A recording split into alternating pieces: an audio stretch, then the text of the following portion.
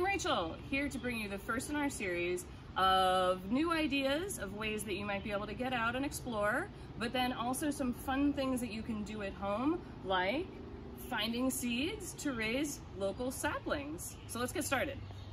One of the first things to do, go ahead and find, if you already have a tree ID guide, grab that. If not, don't worry about it. You can also find apps for your phone that will help you ID local trees. We're going to introduce you to a couple of local species that are great to raise seedlings of, because not only are they local, but they're really good for food for wildlife. But what that means, it might be kind of hard to find some of these, so you might have to hunt really hard. Here we are at our mighty red oak, which is going to give us acorns that we can plant to make saplings.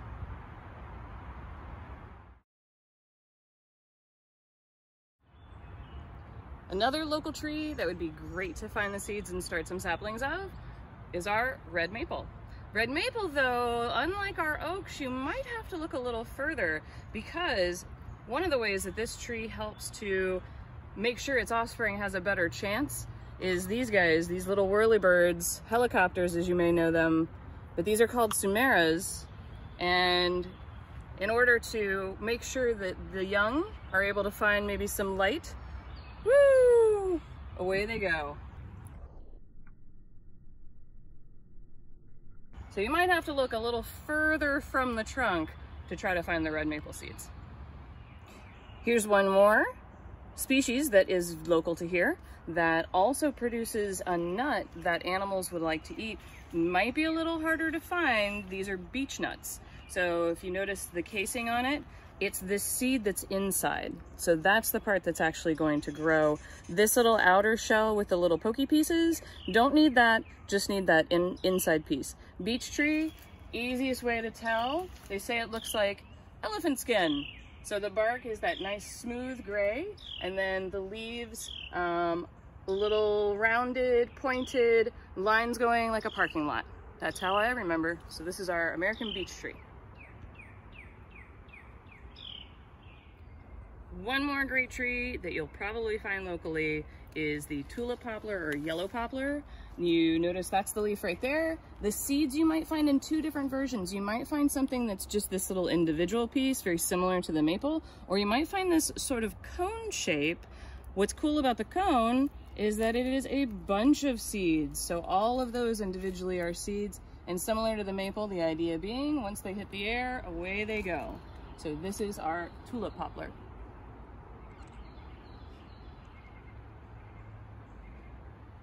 All right, now that we've collected all of our seeds, we're gonna use our little seed starter packs. We got some soil in there. You make a little hole, you drop your seed in, you fill it with the soil, add a little water. We can have our oaks in one, maples in another, beech trees in another. That way you can keep track of what is what.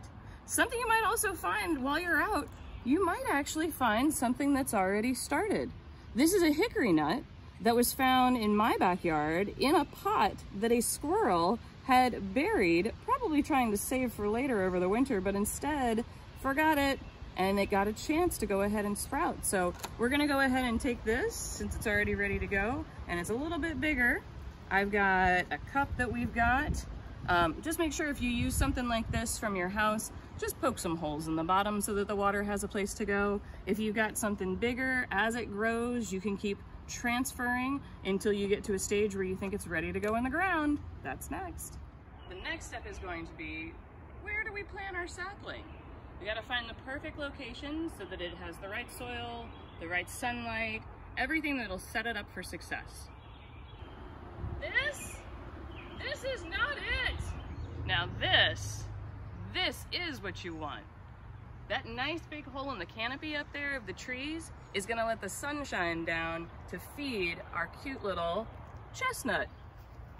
So once we've figured out, all right, we've got the perfect location, couple other things to keep in mind before we plant. One, if you have anything like invasive species that might be taking up the area, you wanna clear those out. So we've got our Japanese wineberry here. So before I plant our sapling, I would go ahead and remove all this. The other thing to really keep in mind is once I've got this one in the ground, I gotta protect it like a baby. So in order to prevent our lovely wildlife from having a little snack of the chestnut, get something that will protect it. So we've got a really big cage here. You might not need something quite as big if you're going to keep an eye on it at your house, but something that's going to say, stay away wildlife, this one needs some time to grow. Once your sapling has started to establish its place, make sure to double check on it. Come in, pull some weeds if you find any in with it. If you notice that maybe it's looking a little dry and needs a little water, make sure to water it. Just show it some love. That way it'll get nice and strong. Thanks for watching, and be sure to stay tuned for more ideas of ways to explore nature in your neighborhood.